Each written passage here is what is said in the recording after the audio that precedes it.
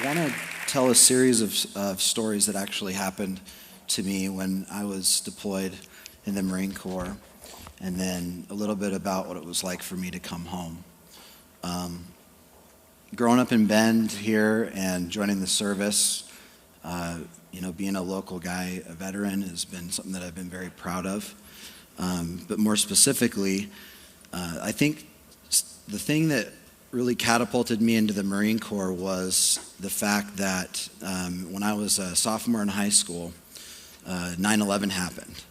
And I can remember going into my morning class and the towers had already been hit, because of the time difference, and going home over lunch and watching this on the television. And I think that's when something really stirred in my heart that I wanted to serve my country in a time of need. And I knew that there was a lot of buzz around town about what was going to be happening. And so that's what I did. I ended up joining the Marine Corps, and I found myself in the middle of it all. So I kind of got what I asked for, and I'm patrolling literally down a long alleyway in Fallujah, Iraq in 2004. Happened to be the bloodiest engagement of the entire conflict. And I've got Marines on my left and my right, and there's two trucks, and they're heading up this alleyway. It's probably about 300 yards long, or 3 football fields. And the buildings are so close together that if you were to climb in one on top, and you could jump literally from roof to roof. And that's how it was. And then there was little side alleys, kind of over there by Thump Coffee, down a side alley. And so the challenge here was that we had enemy forces that were shooting automatic weapon fire at us and trying to take out our trucks, where all of our ammunition and bullets and food were. And we were having to suppress that. And one of the particular alleyways that we were going down, they were shooting rockets at us. And a rocket actually came down the alleyway, exploded in the opposite adjacent alley, and it came back on the wall that me and 2 other Marines were on, and it knocked me to the ground.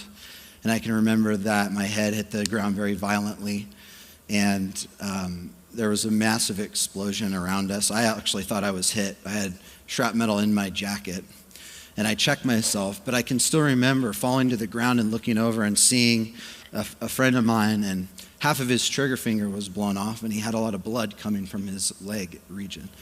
And so my conditioning just kicked in, and before you knew it, I was providing aid to him. The Marines that were on the left and right were firing back, and before I knew it, he was already loaded on the truck and moving forward and back down the alleyway, and we were moving up. I was already grabbing rockets off of our truck and more ammo and moving up to the next battle.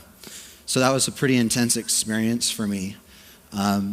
After that deployment, I decided to do something quite a bit more specialized. So I decided to go after the sniper community. And I took the indoctrination for that and had the privilege to serve with those guys. And so I wanted to share an experience with you in hopes that you could see it from my perspective. This particular instance, we got intelligence that there was a big rain for a couple of days. And over there, the enemy forces will bury munitions, machine guns, mortars, rockets, all kinds of stuff in the dirt, in 50-gallon blue barrels, and they'll put rifles in that and bury it. Sometimes when a wash comes through, it'll wash it away. So our mission was to keep eyes on that cache from an unoccupied house up on a hill, and it kind of sat down in a wadi is what we called it. But we were about 300 yards away. And so we came in the night before into this hide, we call it, and set up our hide and started watching that cache. And you never know what to expect. You could sit out there for days and see nothing, or you could sit out there and a lot happens in a short amount of time. In this particular instance, I was coming off sleep from the morning, because we sleep about 2 hours on, 2 hours off, and I got my binoculars, and I'm looking down there, and I had to blink a couple times because I'm like, am I really seeing this? You have to really be careful about what you do because the rules of engagement are so long. And so I noticed an individual actually taking the cache away very swiftly, looking left, looking right, grabbing the munitions, taking them away and burying them. And there's no easy way to say it. Our job as snipers were to locate, close with, and destroy the enemy forces. So basically, we got our team into position and we did a coordinated ambush. And by that time, there was already 2 other military-age individuals there trying to take the cache away and hide it. We actually eliminated those individuals during that time. And so all this stuff that I dealt with has been pretty difficult. And so I've had to learn how to adjust. And I want to talk a little bit about what that was like for me. When you're an 18, 19-year-old kid and you have all this experience and all this responsibility, you kind of feel like you're 10 feet tall and bulletproof, and that's just the truth. And I didn't realize it was going to be such a hard challenge coming home. I can remember that I came home, and a friend of mine, Cody Larwin, he actually took me out for a burger down here at Red Robin in the Old Mill District.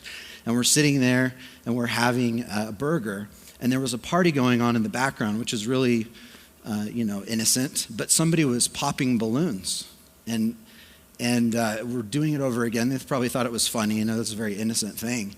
But for me, I know that I reacted in such a way that I can still remember the hair on the back of my neck stood up. My heart started pumping really fast. And my back kind of found the wall, and I was scanning the room, and I was looking for a threat that wasn't there. And it really started making me realize that I had brought some of this stuff home with me. And even Cody asked me, he said, "Hey, Chad, are you okay?" And I said, I don't know, So I guess really the point of my talk today, I feel, is that through everything that I went through all 3 deployments, everything that I dealt with, I've realized that I'm learning more from my maybe mistakes, and I call it failing forward.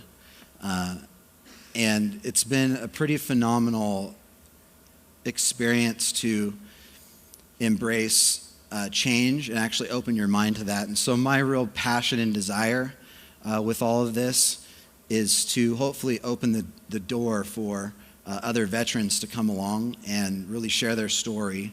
And I've just been absolutely blown away by the welcome that I've gotten here, and it's been absolutely incredible.